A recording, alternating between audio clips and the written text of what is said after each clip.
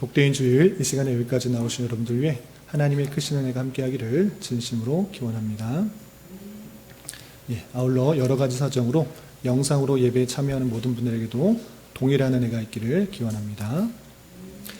오늘은 10월 첫날입니다. 10월과 11월에는 역대상과 역대하를 읽어나가게 됩니다. 역대상과 역대하, 성경에 있는 줄은 알지만 읽기도 쉽지 않고 또 설교하기도 쉽지 않은 그런 본문입니다. 그리고 그 역대상의 그 내용이 열왕기 상하와 좀 유사한 면이 많이 있기 때문에 왜 같은 내용들이 두 번 반복했나 이렇게 의아하게 생각할 수도 있는 그런 성경 중에 하나입니다. 그래서 성경 여러 권, 모든 성경들이 물론 배경이 어떠한지, 목적이 어떠한지 알아야 되지만 특별히 역대기서, 역대상과 역대하는 이것을 왜 썼는지, 그 배경이 무엇인지 먼저 알고 읽지 않으면 별로 은혜가 되지 않으니까 오늘 역대상을 시작하는 첫날이기 때문에 처음 개관을 좀 살펴보고 오늘 본문에 대해서 살펴보도록 하겠습니다. 물론 역대상과 역대하는 원래 성경에서는 두 권으로 나누어져 있는 것이 아니라 한 권으로 붙어 있는 것입니다. 그래서 히브리어 성경으로서의 이름은 디브리 하야밈이라고 되어 있습니다.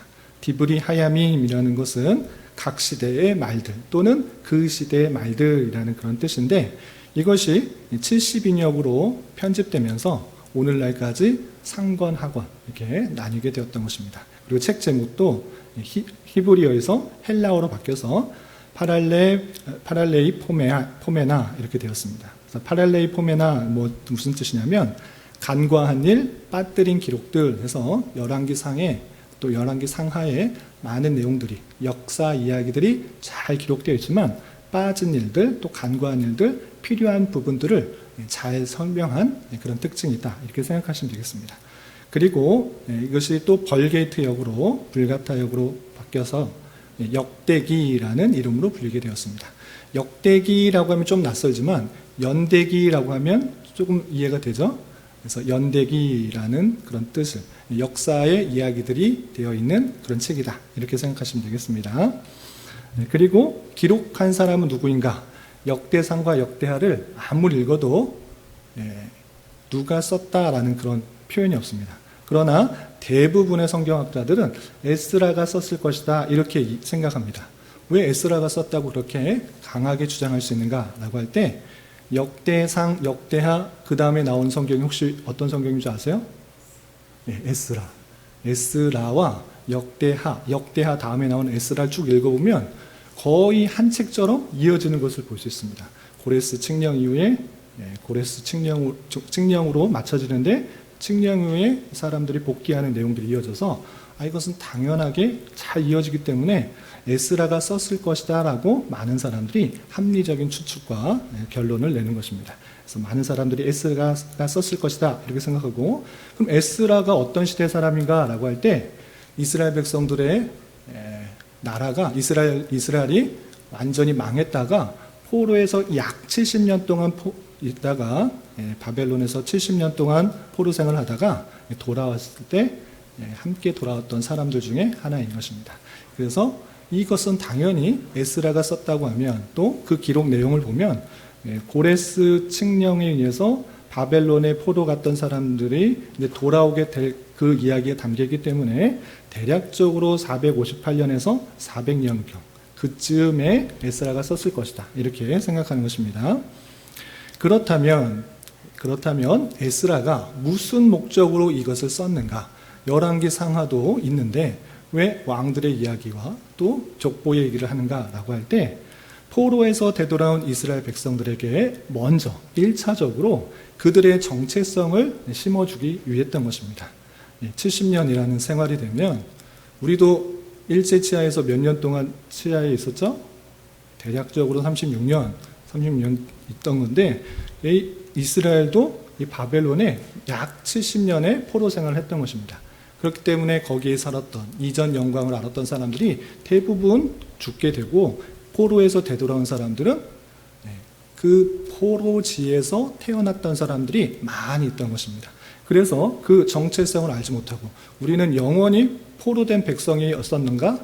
그런 것이 아니라는 것들을 알려주기 위해서 에스라가 포로에서 되돌아온 이스라엘 백성들에게 아브라함에 대한 하나님의 언약이 어떻게 이루어졌는지를 계속적으로 보여주고 또 열 왕들의 통치 모습의 긍정적인 면을 잘 다룸으로 말미암아 여호와를 경외했던 열왕들의 영광들 그것을 생각하도록 해서 하나님께 더욱더 충성된 삶을 살 수 있도록 또 하나님께서 온전히 통치하여서 회복될 수 있다라는 것들을 강조해 주기 위해서 역대상과 역대하를 기록했다.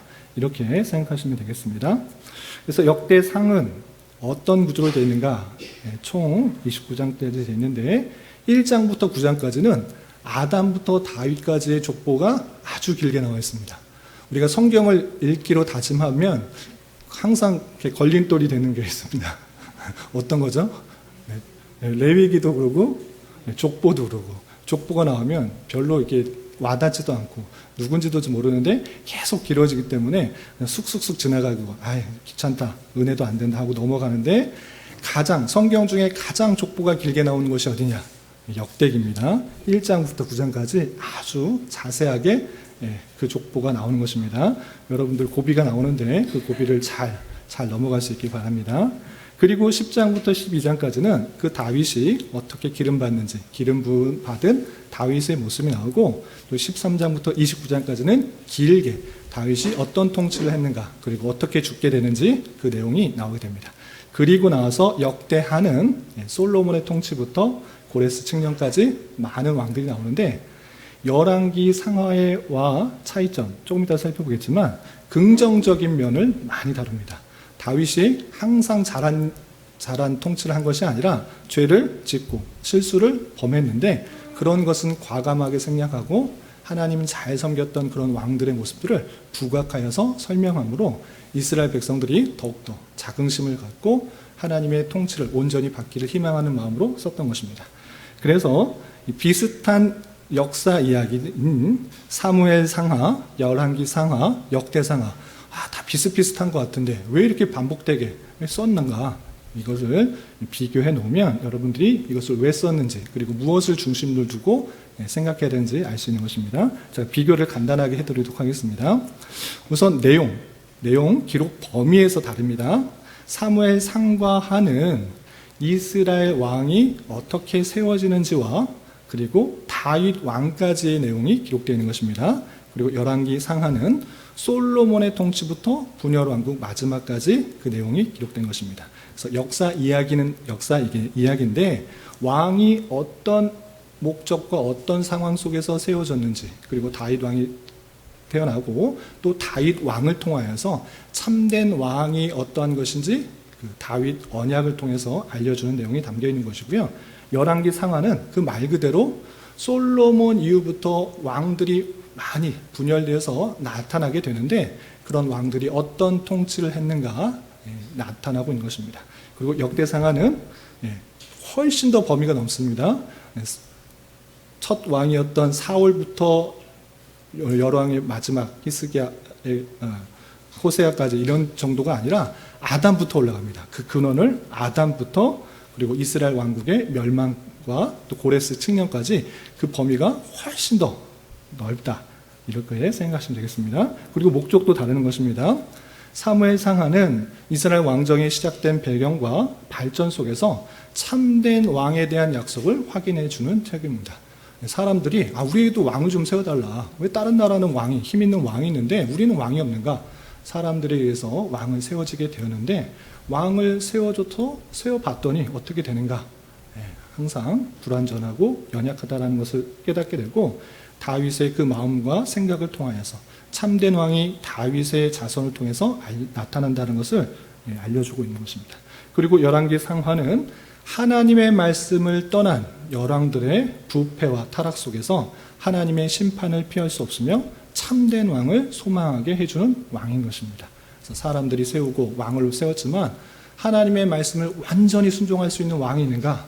없다. 하나님 보시기에 악하다. 이렇게 표현되고 있는 것이고, 그 불순종으로 인해서 심판이 다가오게 되는, 말씀에 순종할 때는 복이 임하지만 하나님께서 좋은 것들로 허락해 주시지만 그렇지 않게 되었을 때 하나님께서 심판하신다는 내용이 열왕기 상하에 잘 드러나고 있는 것입니다. 그렇다면 역대상하는 무엇을 중점으로 하고 있는가? 슬라이드가 빠졌네요. 태초로부터 지금까지 하나님의 언약이 신실하게 이루어져 왔으며 언약 백성으로서의 정체성을 확고히 하고 여호와를 경외했던 열왕들의 영광을 부각함으로 다시 회복된 하나님의 나라를 소망하는 것입니다. 이해가 되시죠?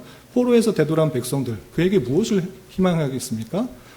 나는 날 때부터 포로 또는 종의 백성인가 보다 이렇게 생각할 수 있는데 그런 거 아니다. 너는 아담으로부터 내려오는 하나님의 언약 안에 있는 백성이고, 그렇기 때문에 언약 백성의 정체성을 잘 가지고 또 10왕들 중에 하나님의 말씀을 잘 순종하여서 은혜를 받고 또 번성하게 된 왕들의 모습을 보면서 너희들도 그렇게 하나님의 말씀에 더욱더 순종해야 될 것을 강조하고 있는 그런 책이다. 이렇게 염두에 두고 읽어나가시면 되겠습니다. 이해가 되시죠? 그런 가운데 오늘은 1장부터 9장까지 족보를 읽어나가게 되는데, 1장에서는 아담에서부터 에서의 자손까지 나오게 됩니다. 그리고 이어져서 계속 9장까지 족보가 나오는데 좀 힘들지만, 읽기는 힘들지만 참고 이것이 정체성을 알려주는 그런 귀한 내용들이 담겨있는 것이다 라고 염두에 두고 살펴볼 수 있기 바랍니다. 오늘 1장의 내용을 좀 살펴보도록 하겠습니다. 1장도 54절까지 길게 되어 있는데 이해를 돕기 위해서 세 부분으로 나눠서 살펴보겠습니다. 1절부터 27절까지는 아담에서 아브람까지 족보가 쭉 나오게 됩니다. 또 모든 사람을 다 이렇게 써놓은 것이 아니라 강조한 부분으로 나와 있는 그 모습을 볼 수 있는데, 그래서 1절부터 4절까지는 아담부터 노아까지 핵심적인 그 라인, 하나님의 언약 백성이 어떻게 이어지는지 간략하게 말하고 있습니다. 1절부터 4절까지 보시면 아담, 셋, 에노스, 게낫, 마할랄렛, 야렛, 에녹스, 무드셀라, 라멕, 노아, 셈, 함, 야베 이렇게 쭉 나오는데, 아담부터 노아까지 그 낳은 아이들이 한 명씩인가? 그렇지 않습니다. 아담이 가인과 아벨을 낳고 또 가인이 아벨을 죽여서 낳은 아들이 셋입니다. 가인의 자손도 물론 있습니다. 그러나 과감하게 생략하고 언약 백성, 하나님의 택하신 백성들이 어떻게 이루어지는지를 쭉 설명하고 있는 것입니다. 외우지 않으셔도 됩니다. 흐름과 관계를 살펴보시면 되겠습니다. 제가 이런 거를 눈으로 보면 잘 들어오지 않기 때문에 도표를 만들어서 보여드리도록 하겠습니다. 아담, 셋, 에노스, 케난, 마할랄레, 야네, 에녹, 브네셀라, 라멕, 노아. 그리고 노아의 세 아들 셈, 함, 야벳이는데 여기서 셈의 자손을 통하여서 언약 자손이 이어지는 것을 살펴볼 수 있습니다. 그리고 4절 이하 5절에서는 어떤 것을 하는가? 셈, 함, 야벳 중에서 야벳의 자손들을 먼저 설명합니다. 야벳은 자손은 고멜과 마곡과 마대와 야완과 두발과 메셋 쭉 나오는데 이것도 눈에 잘 안 들어오니까 도표를 보도록 하겠습니다. 야벳을 통해서 고멜, 마곡, 마대, 야완, 두발, 말색, 다라스. 그리고 고멜을 통해서 아스그나스, 리맛, 두발마, 또 야완을 통해서 엘리사, 달시스, 기딥, 도다림. 이렇게 쭉 이어진다고 성경에 그냥 쭉 기록되어 있습니다. 그런데 읽기만 하면 잘 눈에 안 들어오니까 이렇게 도표를 그린 것입니다. 이 도표를 이렇게 잘 그리면서 하나하나 꼼꼼히 보시는 분이 우리 윤성 권사님. 하나하나 직접 이렇게 그려가면서 이걸 이렇게 하나씩 다 이렇게 관계를 따지고 성경을 아주 체계적으로 잘 보시는데 그만큼 쉽지가 않습니다. 눈으로 읽어서는 어떤 뜻인지 잘 모르니까 눈으로 그냥 이렇게 도표를 보면서 이런 자손의 족보들이 흐르고 있다. 이렇게 살펴보시면 되겠습니다. 그리고 8절부터 16절까지는 노아의 아들 중 셈, 함, 야벳 중에 함의 자손이 나옵니다. 함의 자손은 구스와 미스라임과 붓과 가나안이요 쭉 나와 있는데 읽어도 발음하기도 쉽지 않고 어떻게 되는지 잘 모르니까 도표를 보고 넘어가겠습니다. 셈, 함, 야벳 중에서 함은 구스, 미스라임, 붓, 가나안 4명의 아들이 있고요. 구스의 아들은 이렇게 되어 있고 또 구스의 아들 중에 라하바가 있는데 라하바의 아들은 스바, 드단이다. 이렇게 성경의 중심적이고 핵심적인 인물들 위주로 그 족보에 대해서 설명하고 있는 것입니다. 그리고 미스라임의 아들은 누딤, 아남임, 르바함임, 납두힘, 바르두심, 가르수임, 갑도림, 또 납두힘의 아들은 스바와 드단이 있다. 이렇게 표현되고 있고요. 그리고 가나안의 아들은 시돈과 헷이 있다. 이렇게 표현되고 있습니다. 그리고 나서 이제 노아의 후손들 중에, 노아의 세 아들 중에 셈, 함, 야벳, 함과 야벳을 먼저 말했습니다. 중요하지 않은 것은 간단하게 설명하기 위해서 이런 사람들 중에 누가 나타났다, 그 사람들 중에 누가 유명하다, 이렇게 간단하게 소개해주고 이제 셈의 자손들, 언약의 계보를 잇는 셈의 자손들에 대해서 17절부터 27절까지 자세하게 설명하고 있습니다. 그래서 셈의 자손은 엘람과 아수르와 아르박삿과 쭉 설명되어 있는데, 이것도 눈으로 읽어서는 구조가 잘 안 나오니까 제 도표를 보도록 하겠습니다. 셈의 아들로서는 엘람, 아수르, 아르박사, 룻, 아람이 있고, 아람의 아들로서는 우스, 훌, 게델, 마스가 있고, 또 아르박사스로 인해서 이제 아브람까지 계대가 어떻게 이어지는지 쭉 설명하는 것입니다. 그래서 셀라, 에벨, 벨렉, 루, 수루, 나홀, 데라, 아브람, 이렇게 이어지는 것이다 라고 그 아브람까지의 정통성을 쭉, 그 계대를 아담부터 쭉 설명하고 있는 것입니다. 그리고 아브람으로 이어서 이제 아브람의 아들은 또 어떻게 나눠지는지 28절부터 31절까지 있는데, 아브람의 아들 이스마엘과 이삭이 있는데, 먼저 핵심 언약 자손이 아닌 이스마엘에 대해서 잠깐 간략하게 28절부터 31절까지 이렇게 표현하고 있습니다. 그래서 아브라함의 자손은 이삭과 이스마엘인데, 이스마엘의 족보는 이러하니 그의 맏아들은 느바요시며 하고 쭉 설명되고 있는데, 이것도 도표를 보겠습니다. 이스마엘, 아브라함을 통하여서 원래 아내는 사라를 통해서 이삭이 낳는데, 아이를 낳지 못하자 인간적인 방법을 통해서 어떻게 했죠? 여종인 하가를 통하여서 낳은 아들이 이스마엘이었던 것입니다. 그래서 이스마엘이 광야에 나가서 하갈 어머니와 죽을 수도 있는데, 하나님께서 그에게 또 은혜를 주셔서 그 민족이 번창하게 하시는 역사를 창세기에서 살펴보았습니다. 또 이스마엘도 이렇게 많은 아들을 낳았다라고 설명하고 있습니다. 그리고 아브라함의 아내는 사라였고, 또 하갈을 첩을 주어서 이스마엘을 낳는데, 사라가 죽었을 때 또 다른 아내를 둡니다. 그것이 구두라인데, 그 아내, 첩이라고도 할 수 있는데, 소실 그두라가 낳은 자손이 어떠한지 또 간략하게 이렇게 설명합니다. 32절 33절 보시면, 아브람의 소실 그드라가 낳은 자손은 시므란과 욕산과 무단과 쭉 설명하고 있는데, 이것도 잠깐 도표를 보겠습니다. 원래 이스마엘과 이삭을 통해 나온 자손도 있고, 그드라 소실을 통하여서 낳은 아들이 시므란, 욕산, 무단, 미디안, 으스바, 수아이다 라고 그 족보에 대해서 설명하고 있습니다.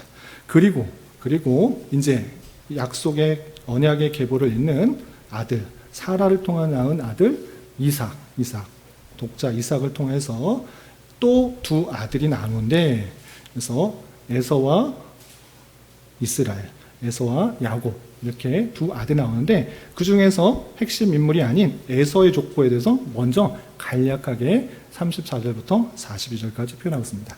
그래서 34절 보시면, 아브라함이 이삭을 낳으니 이삭의 아들은 에서와 이스라엘이더라. 그래서 이삭이 두 아들을 낳았는데, 그 두 아들 중에 에서의 아들은 누구인가 쭉 설명하고 있는 것입니다. 도표를 보시면, 에서를 통해서 엘리바스, 루엘, 여우스, 엘람, 고라가 나오고, 또 엘리바스를 통해서 대만, 오말, 스비, 가담, 그나스, 딥나, 아말렉, 이렇게 계보가 쭉 이어진다고 설명하고 있습니다. 그래서 핵심적인 것은 겉에 것들을 먼저 간략하게 설명한 이후에 핵심점을 계속적으로 남겨두고 있는 것입니다. 앞으로 2장부터 9장까지 그 내용들이 계속 나오는 것입니다. 그리고 르우엘을 통해서는 누가 낳았다라고 설명되고 있고요. 그리고 이제 족보를 끝내고 에돔 땅을 다스린 왕과 족장들이 어떠한가 43절부터 54절. 이제 족보 이야기 아니고 에돔 땅을 다스렸던 왕들이 누구인지 43절부터 50절까지 쭉 설명하고 있는데, 이름 외우실 필요는 없고 그냥 8명 정도 왕이 계속해서 다스렸다, 이렇게 생각하시면 되겠습니다. 그런데 특이한 표현만 살펴보겠습니다. 왕이 왕 위를 계승할 때는 대부분 왕이 죽으면 누가 왕이 되죠? 예, 왕의 아들이 왕이 되는 것이 일반적인 왕의 계승의 모습인데, 그런데 에돔 땅을 다스렸던 그 모습은 그렇지 않은 것을 볼 수 있습니다. 여기 성경을 좀 찾아볼까요? 여러분 갖고 계시는 성경을 보시면 44절부터 쭉 다 그렇게 되어 있는데 다 읽지는 않고 46절까지만 그냥 읽겠습니다. 44절부터 46절까지만 한번 읽어보겠습니다. 어떤 식으로 계승이 되는지 그 특징만 살펴보겠습니다. 44절부터 46절 함께 봉독합니다. 시작. 벨라가 죽음에 보스라의 세라의 아들이 요밥이 대신하여 왕이 되고, 요밥이 죽음에 대만 종족의 땅의 사람 후삼이 대신하여 왕이 되고, 후삼이 죽음에 부닷의 아들 하닷이 대신하여 왕이 되었으니, 하닷은 모압들에서 미디안을 친 자요 그 도성 이름은 아윗이며. 예, 특징을 살펴보셨나요? 예, 그 죽은 사람의 아들이 왕이 됐다라고 표현되고 있습니까? 아닙니다. 예, 요밥이 죽음에 요밥의 아들 누가 됐다 이렇게 표현하지 않고, 요밥이 죽었는데 대만 종족의 땅의 사람 후삼이 대신 왕이 됐다. 또 후삼이 죽었는데 부닷의 아들, 후삼의 아들이 아니라 부닷의 아들 하닷이 대신 왕이 됐다.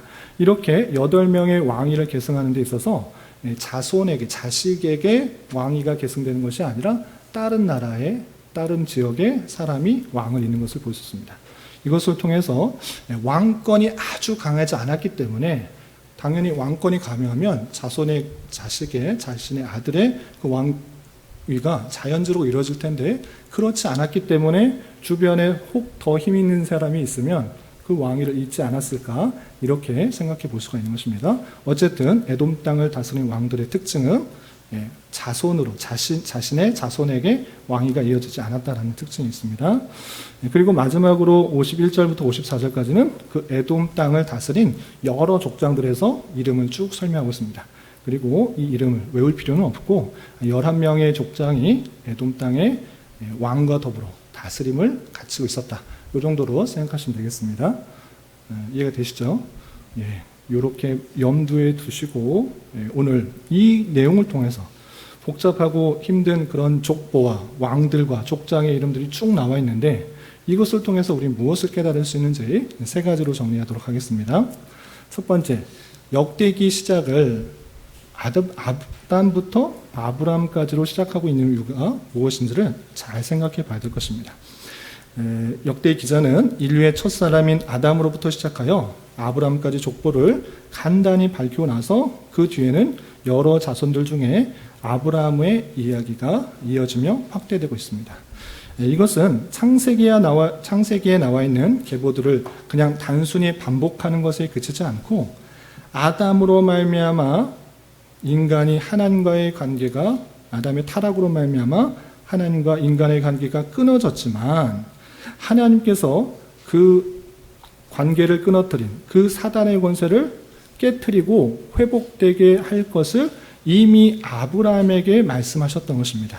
그래서 창세기의 내용들, 계보들 쭉 일려주면서 아브라함에게 하셨던 약속들을 기억나게 하시고, 또 그 약속들이 신실하게 계속적으로 계대를 따라 이어지고 있다는 것을 강조해 주기 위해서 표현하고 있다는 사실들을 잊지 말아야 할 것입니다.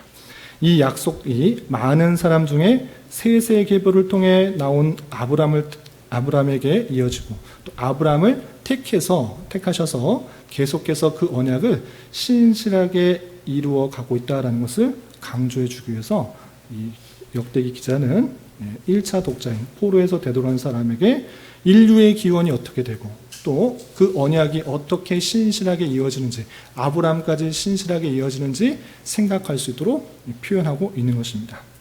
이를 통하여서 우리는 무엇을 생각해야 되느냐? 하나님께서 하지 말라고 했던 그 명령을 어겨서 죄가 들어오게 됐는데, 그 죄로 말미암아 인간은 모두 죄로 죽어 비참한 가운데 있었으나, 하나님께서는 바로 그러한 인간에게 구원의 방편을 먼저 찾아와 약속해 주셨다는 사실들을 생각할 수 있어야 되는 것입니다. 아담과 하와 죄를 지었다, 반드시 죽으리라 했으니까 죽고 끝내면 되는데 그렇게 하지 않으시고, 그 죄를 지었을 때 바로 죄를 짓자마자 하나님께서는 그에게 찾아와 약속을 해주신 것입니다. 너 누구 때문에, 무엇 때문에 하나님과의 말씀 어겨 죄를 짓게 되었느냐? 사단의 그 유혹에 말려들어 죄를 지어 하나님과의 관계가 끊어졌는데 하나님께서는 그 모습을 보시고 약속을 하여 준 것입니다. 여자의 후손을 통해서 내 머리가 상하게 될 것이다. 뱀의 머리가 상하게 될 것이다. 사단의 권세가 끊어지게 될 것이다. 이미 약속을 해 주셨고 그 약속을 신실하게 이어나가기 위해서 계속적으로 계대를 이어주시고 특별히 셋의 자손 그리고 아브라함을 통하여서 그 약속을 다시 한번 확인시켜 주시고 또 약속하여 주셔서 이어지게 하시는 놀라운 하나님의 섭리를 바라볼 수 있는 것입니다. 이를 통해서 포로에서 되돌아온 이스라엘 백성들에게 이 하나님의 언약들이 신실하게 이루어지고 있다는 것을 잘 기억해라. 너희들은 뿌리가 없는 족속이 아니고 하나님의 언약 백성으로서의 그 정체성을 가지고 있다는 것들을 계속적으로 보여주고 있다는 사실을 잊지 말아야 될 것입니다. 이런 말씀을 대하는 자로서 우리 또한 우리의 힘과 능력에 따라서가 아니라 하나님의 선택에 의해서 그 언약의 백성의 정체성을 갖추게 되고 또 믿음의 계대들이 이어지는 그런 은혜를 입었다는 사실들을 잘 깨달아야 될 것입니다. 그리고 두 번째로 생각해야 될 것은 무엇인가라고 할 때 아브라함의 자손들은 누구이며 이를 통해 무엇을 깨달아야 되는가 살펴봤으면 좋겠습니다. 아브라함의 자손은 이것이다 라고 계대를 족보를 쭉 설명했습니다. 그런데 아브라함의 자손은 사라를 통해 낳은 이삭과 하갈을 통해 낳은 이스마엘 그리고 구두라 소시를 통해서 낳은 시므란, 욕단, 무단, 미디안, 이스바, 수아이라고 말을 합니다. 그런데 하나님께서는 그 언약을 이 많은 아들 중에 누구를 통해 이어가고 있습니까? 사라를 통해서 낳은 이삭을 통해서 이어지고 있다는 사실들을 우리는 잘 생각해 봐야 됩니다. 그것을 통해서 우리는 무엇을 교훈받을 수 있냐면 아브라함이 약속을 받았습니다. 많은 자손들 중에 아담으로부터 이어지는 자손이 그 사람만 있는 것이 아니고 아주 많은 것입니다. 그런데 그 계대 속에서 셋을 통하여서 이어지는 그 아브라함이 나왔고 아브라함을 하나님께서 부르셔서 약속을 하신 것입니다. 그 사이에는 약속이 있는지 많은 사람들이 아담의 자손 중에 메시아가 나올 것을 알려줬는데 그 어떤 사람인지 몰랐습니다. 그런데 아브라함을 하나님께서 택하신 것입니다. 그리고 그 약속을 다시 한번 내 자손을 통해 번성하게 될 것이고 내 자손이 사단의 권세를 깨칠 그런 어둠의 권세를 깨칠 그 메시아가 나올 것을 약속해 준 것입니다. 이해가 되시죠? 아브라함을 택하여서 약속을 주셨는데 여기서 그치지 않는 것이 중요합니다. 너를 통해서 많은 민족이 될 것이다. 큰 민족이 될 것이다. 열방의 아버지가 될 것이고 또 너의 자손이 하늘의 별과 같이 바다의 모래같이 많아질 것을 약속했는데 여기서 그치지 않고 그 자손이 누구를 통하여서 나온다는 것을 하나님께서 말씀하셨을까요? 안 하셨을까요? 하셨던 것입니다. 창세기 17장 15절, 16절, 19절 보면 내가 낳은 아들 아주 많아진다. 그러니까 네가 마음대로 자손을 결혼도 많이 하고 또 아이도 많이 가져서 번성하게 해라. 이렇게 되는 것이 아니었습니다. 하나님께서 그 약속을 이루어 가시는 데 있어서 하나님께서 원하시는 방편을 사용했던 것입니다. 누구를 통하여서? 그의 참 아내, 원래 아내 사라를 통하여서 낳은 아들을 통해서 내가 민족이 번성될 것이다. 이렇게 말씀하셨다라는 사실들을 함께 생각해야 되는 것입니다. 아브라함도 하나님께서 너 자손이 별과 같이 많아질 것이다. 그럴 때 믿었습니다. 믿음으로 말미암아 의롭게 되었습니다. 그러나 여전히 아브라함은 인간적인 방편과 인간적인 수단을 사용하고 있었던 모습들이 있었던 것입니다. 그러나 인간적인 방편을 통해서 수단을 통해서 그 자손이 메시아가 나오는 것이 아니라 결국은 하나님께서 택하신 하나님께서 방법하신 그 방법을 통해서 구원자가 나온다는 것을 우리는 잘 살펴봐야 될 것입니다.